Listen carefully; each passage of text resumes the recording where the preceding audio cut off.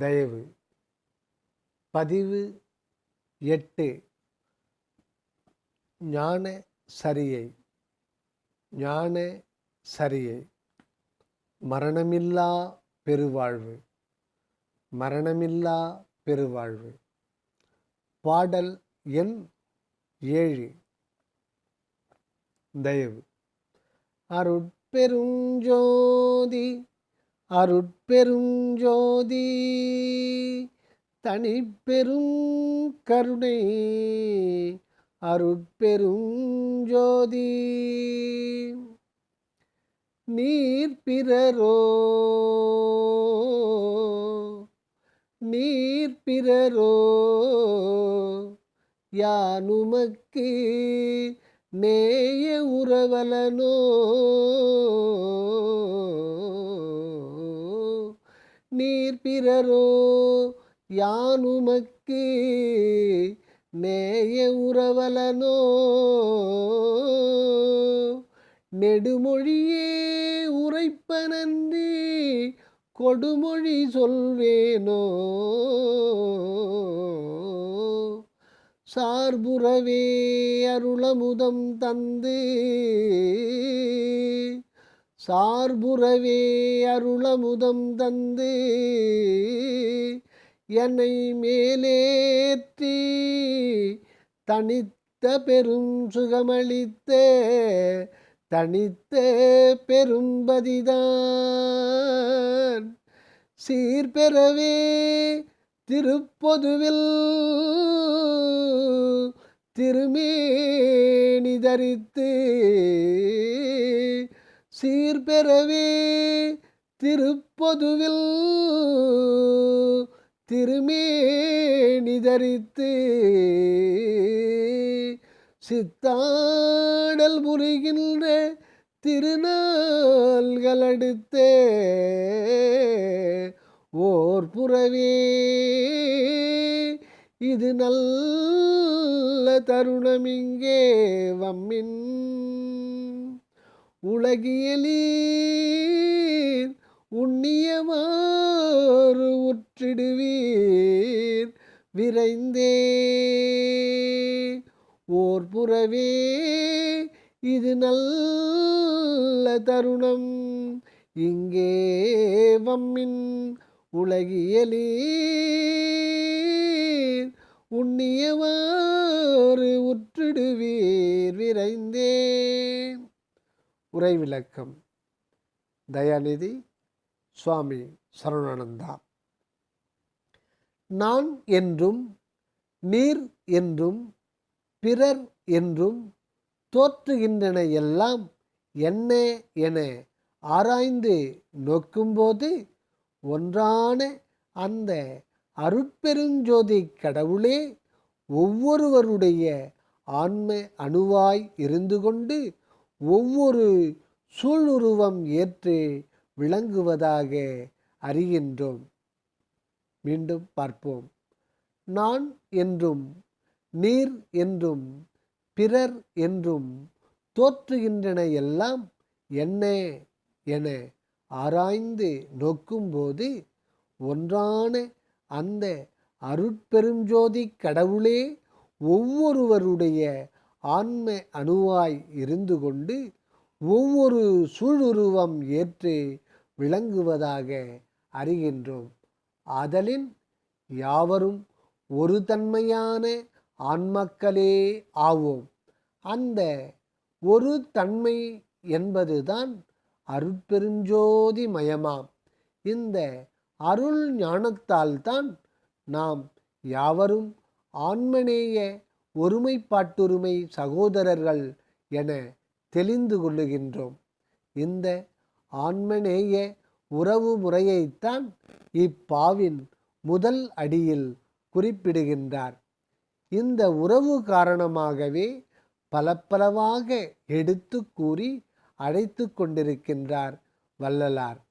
ஆகையால் அம்மொழிகள் கொடுமொழியும் அன்று கெடுமொழியும் அன்று எல்லோருக்கும் நலம் செய்யும் நடுமொழியே ஆகும்.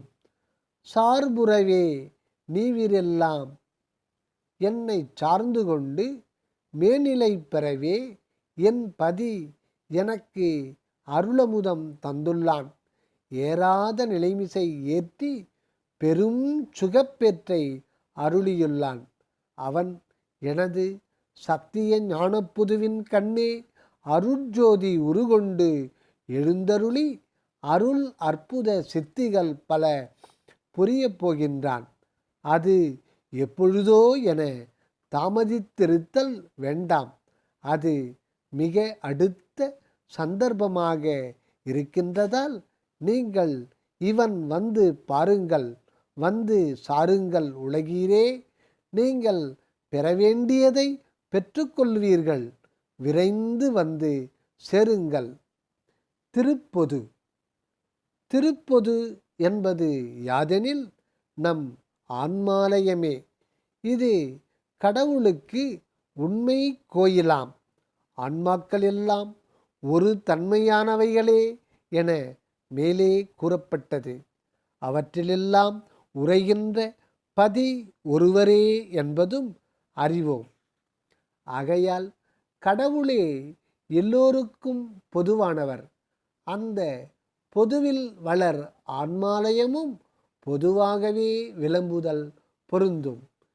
எல்லோர்க்கும் பொதுவில் நடம் இடுகின்ற சிவமே என ஓதப்படுகின்றதும் காண்க.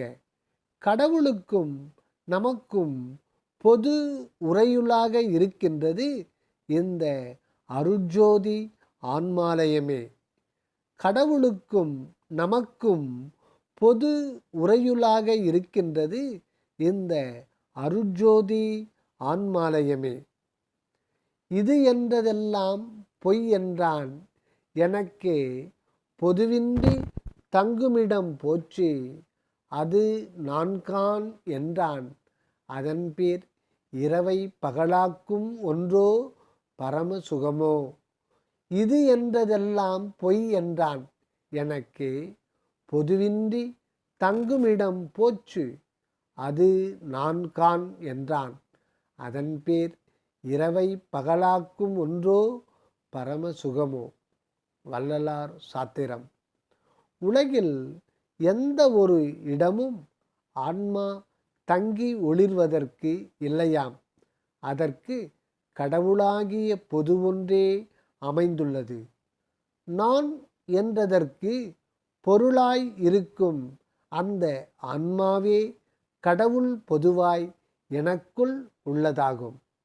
நான் என்றதற்கு பொருளாய் இருக்கும் அந்த ஆன்மாவே கடவுள் பொதுவாய் எனக்குள் உள்ளதாகும். ஆதலின் எனக்கு அப்பொதுவே எக்காலத்தும் உறைவிடமாக இருக்கின்றது. இவ்வளவு காலம் இந்த உண்மையை அறியாது இருந்தேன். எனினும் அந்த பொதுவில்தான் இருந்தேன், இருக்கின்றேன், இனியும் இருப்பேன் என்பதை திருவருளால் கண்டுகொண்டுள்ளேன் இச்சமயம்.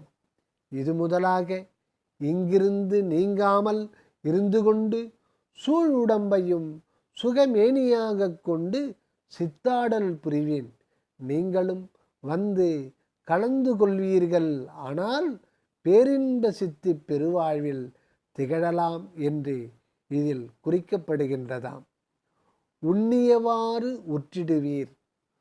உண்ணியவாறு உற்றிடுவீர் அதாவது கருதிய வண்ணம் அடைந்திடுவீர்கள் என்கின்றார். நாம் என்ற ஆன்ம போதம் போய்விடத்து நாம் என்ன கருத இருக்கின்றது? ஆண்டவர் கருத்து எதுவோ அதுவே நம் கருத்துமாம். அதுதான் அருட்பெருஞ்சோதி இருவொடு தனி பெருங்கருணை வாழ்வு வாழ வேண்டும் என்பதுவே நம் பதி ஆணையாக உள்ளது. சித்தாடல் புரிகின்ற தருணம் இது, சித்தாடல் புரிகின்ற தருணம் இது என ஓதப்படுகின்றது. யாதெனில் நமது எல்லாம் வல்ல பேரருட் பெரும்பதி இந்த மகா பிரபஞ்சத்தை அனந்தம் கோடி காலமாக அனந்த வண்ண பேதத்தோடு ஆக்கி காத்து மறைத்து வருகின்றார். இதெல்லாம் அவர் தம் அருட்பெரும் அற்புத சித்தே ஆகும். அவர் தம் தொடர்பால் நம்மிடத்து ஒரு சில அற்புத சித்திகள் நிகழுதல் வியப்பன்றே. அது அவருடைய திருவுள்ளம் வெளிப்படுத்தி கொள்ளுவார். அவ்வற்புதச் செயல்கள் அவர்தம் அருட்செயலாக கொள்ள வேண்டுமே அன்றி நம்மது என அகங்கரித்தல் கூடாது. அப்படி அகங்கரித்திருந்தால் தீமையும் துன்பமுமே முடிவில் உண்டாகும். ஆகவே ஆண்டவர் அருட்செயல் வெளிப்பட நாம் அவருடன் கலந்திருந்து தயானந்தத்தோடு விளங்குவதற்கு இது நல்ல தருணமாம். அடுத்து பாடல் 5. விரைந்து விரைந்து அடைந்திடுமின், விரைந்து விரைந்து அடைந்திடுமில் மேதினீர் இங்கே மெய்மையுரைக்கின்றேன், நீர் வேறு நினையாதீர். இங்கே மெய்மையுரைக்கின்றேன், நீர் வேறு நினையாதீர். திரைந்து திரைந்து உளுத்தவரும் இளமை அடைந்திடவும், திரைந்து திரைந்து உளுத்தவரும் இளமை அடைந்திடவும், செத்தவர்கள் எழுந்திடவும் சித்தாடல் புரிய வரைந்து வரைந்து எல்லாம் செய்வல்ல சித்தன் தானே வருகின்ற தருணமிது. வரம் பெறலாம் நீவீர் வரைந்து வரைந்து எல்லாம் செய்வல்ல சித்தன் தானே வருகின்ற தருணமிது. வரம் பெறலாம் நீவீர் கரைந்து கரைந்து உளமுருகி கண்களில் நீர் பெருகி, கரைந்து கரைந்து உளமுருகி கண்களில் நீர் பெருகி, கருணை நட கடவுளை உட்கருதுமினோ கலித்தே, கருணை நட கடவுளை உட்கருதுமினோ கலித்தே. உரை விளக்கம். தயாநிதி சுவாமி சரவணானந்தா. அக அம்பலத்தில் இருந்து கொண்டு இவ்வுலகிலுள்ள எல்லோரையும் அழைக்கின்றார் நம் அருட்பிரகாச வள்ளல் பெருமான். வீண் பொழுது போக்காமல் காலதாமதம் செய்யாமல் விரைவில் வந்து சேரும்படியாக உள்ளம் நிறை அன்போடு வரவேற்கின்றார்.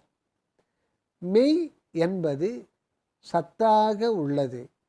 ஆதலின் மெய்மை என்னும்போது அந்த சத்தாக உள்ளதின் தன்மையாகிய சத்தியத்தை குறிக்கின்றதாம்.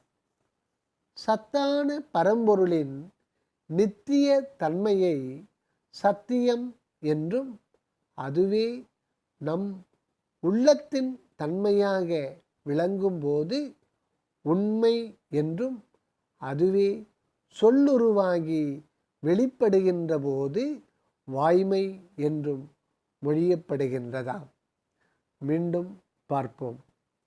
சத்தான பரம்பொருளின் நித்திய தன்மையை சத்தியம் என்றும், அதுவே நம் உள் தன்மையாக விளங்கும்போது உண்மை என்றும், அதுவே சொல்லுருவாகி வெளிப்படுகின்ற போது வாய்மை என்றும் மொழியப்படுகின்றதாம்.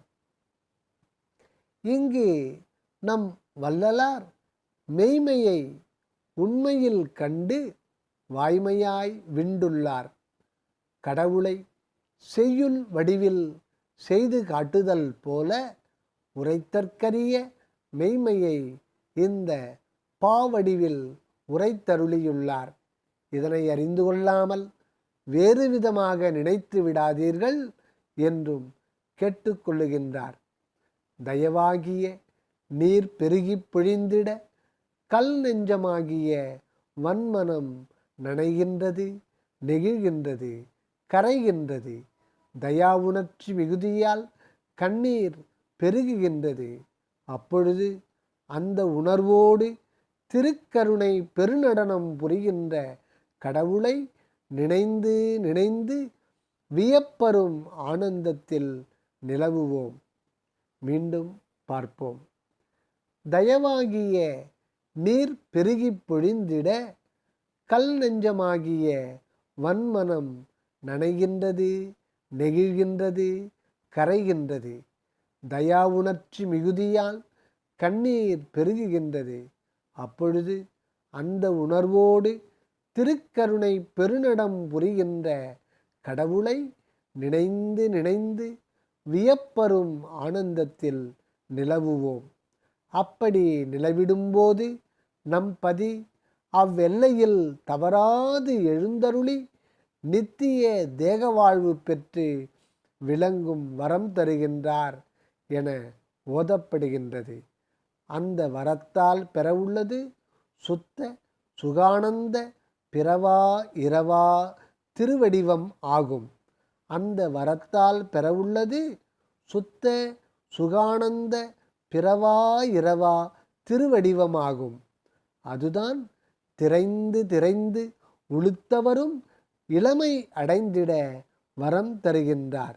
செத்தவர்கள் எழுந்திட எழுந்து என்றென்றும் விளங்கிட வரம் தருகின்றார் என்று குறிக்கப்பட்டுள்ளன. இவற்றிலிருந்து திருவருளின் பேராற்றல் என்னென்ன செய்யவல்லது என்று தெரிந்து கொள்ளுகின்றோம். இதுவரை நாம் நமது உடம்பை அறியாமையாலும் அலட்சியத்தாலும் விதிமுறையாலும் அசுத்த நிலையில் பெருக்கிக் கொண்டு பிழைத்து வந்தோம். நரையும் திரையும் பிணியும் மூப்பும் வளரவிட்டு நலிந்து கொண்டுள்ளோம்.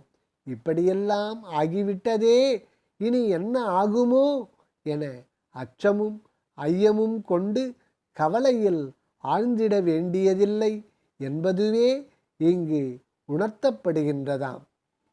உளமுருகி கண்ணீர் கசிந்து மல்கி கருணை வள்ளலை அருள் அம்பலத்திலே கண்டு அடைந்து வரம் பெற்று வாழற்கான சந்தர்ப்பம் நமக்கு ஏற்பட்டுள்ளதாம் இத்தருணத்தில். அப்படி அம்பல வாழ்வு வரும்போது திரைந்து சுருங்கிய தோலுடம்பு சுத்த தயா பொன்வடிவாக மாறிவிடும், நித்திய இளமை வந்திடும் என உறுதி கூறப்படுகின்றது. மீண்டும் பார்ப்போம். உளமுருகி கண்ணீர் கசிந்து மல்கி கருணை வள்ளலை அருள் அம்பலத்திலே கண்டு அடைந்து வரம் பெற்று வாழற்கான சந்தர்ப்பம் நமக்கு ஏற்பட்டுள்ளதாம் இத்தருணத்தில். அப்படி அம்பல வாழ்வு வரும்போது திரைந்து சுருங்கிய தோலுடம்பு சுத்த தயா பொன் வடிவாக மாறிவிடும், நித்திய இளமை வந்துவிடும் என உறுதி கூறப்படுகின்றது. இனி சத்தவர்கள் எழும் வல்லபமும் கூறப்படுகின்றது. நித்தியமாயிருந்தும் கறந்து உரைகின்ற ஆன்மா தனது உயிர் சக்தியை காரியப்படுத்தி கொண்டு ஓர் உடம்பில் விளங்கும் காலம் பிறந்து வாழ்கின்றதாகவும் அந்த உயிரை தன்னில் சுருட்டி கொண்டு உடலினின்று பிரிகின்ற காலம் இறப்பு அல்லது மரணம் உண்டாகின்றது என்றும் உலகில் வழங்கப்படுகின்றன. ஆன்மானுபவம் கைவந்த மகான்கள் தனது ஆன்ம சக்தியை ஓரளவு பிரயோகித்து மற்றொரு ஆன்மாவின் சுருண்ட உயிர் சக்தியை விரித்து விளங்கச் செய்ய முடிகின்றது. அதனால் இறந்தவர் எழுகின்ற அற்புதம் நிகழ்கின்றதாம். ஆனால் இது பெரிதல்ல. அப்படி மாண்டவர் மீண்டும் மீண்டும் இறந்தே போவர் சிறிது காலத்திற்கு பின்னர். அருட்பூரணத்தில் விளங்குவது நித்திய ஆன்மநிலை. அருட்பூரணத்தில் விளங்குவது நித்திய ஆன்மநிலை. அது இயற்கையில் மறைந்து புதைந்து கிடக்கின்றதே. அதற்கு இறப்பு நிலையாக அல்லது இன்னும் பிறந்து வெளிப்படாத கருநிலையாகவே கொள்ளப்படும். அருட்பூரணத்தில் விளங்குவது நித்திய ஆன்மநிலை. அது இயற்கையில் மறைந்து புதைந்து கிடக்கின்றதே. அதற்கு இறப்பு நிலையாக அல்லது இன்னும் பிறந்து வெளிப்படாத கருநிலையாகவே கொள்ளப்படும். இந்த நிலையினின்று அருட்பெரும் சக்தியோடு அக அனுபவத்தில் வெளிப்பட்டு அனக வாழ்வில் விளங்குவதே உண்மையான இறந்தார் எழும் நிலையாம். இதுவே உண்மையான பிறப்பும் ஆகும். இப்படி எழுகின்றவர்கள் பிறக்கின்றவர்கள் மறுபடியும் ஒரு காலும் இறவார்கள். இப்படி எழுகின்றவர்கள் பிறக்கின்றவர்கள் மறுபடியும் ஒரு காலும் இறவார்கள். இந்த உண்மையைத்தான் நம் வள்ளலார் ஒரு வெண்பாவில் குறித்துள்ளார். அது இதுவாம்: எண்ணே உலகில் இறந்தார் எழுதல் மிக அன்னே அதிசயம் என்று ஆடுகின்றார். இன்னே திரு அம்பலவன் திருநோக்கம் பெற்றார்க்கு. இன்னே திரு அம்பலவன் திருநோக்கம் பெற்றார்க்கு உரு அம்பலத்தே என்று உன் உரு அம்பலத்தே என்று உன் என்பதில் உயிர் பெற்று எழுகின்றவர்கள் தம் உருவம் திரு அம்பலத்திலே இருக்கின்றதாக அறிய வேண்டும் என்கின்றார். அருள் அம்பலத்தில் வாழ்கின்றவர்களே இரவாத உயிர் பெற்று எழுந்த உண்மை அம்பல வாணர்கள் ஆவார்கள். தயவு.